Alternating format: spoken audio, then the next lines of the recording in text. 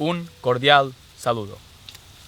Yo, Willy Rodríguez, amic d'en Fuente, soy hijo de esta zona del Levante mallorquín. Hoy en día, muchos llorensines se preguntarán dónde se puede encontrar semejante paraíso zoológico. Pero hoy vamos a proceder a la investigación y a la caza sobre un ser depredador, un super depredador, que no tiene más remedio que matar para comer.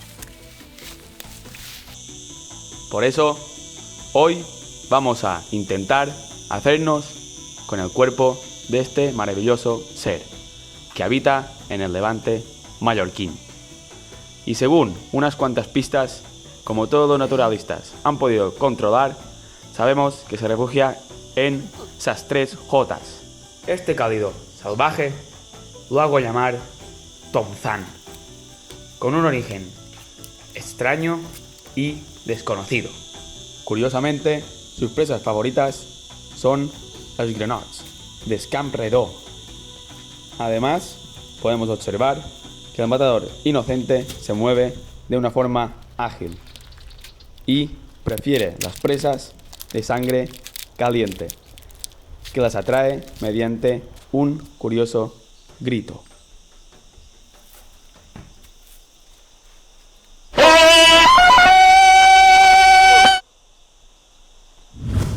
A continuación, vamos a intentar hacernos con este cuerpo, que resulta un peligro para los granots de Scamp Redó.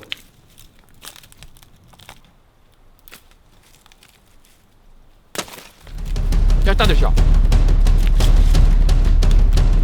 ¡Tomzán! ¡Oh!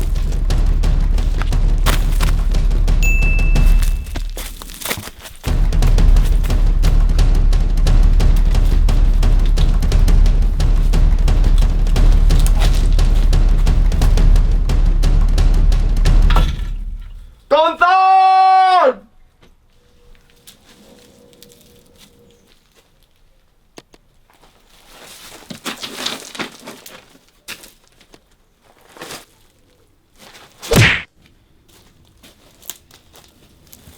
Esta vez el plan ha resultado fallido.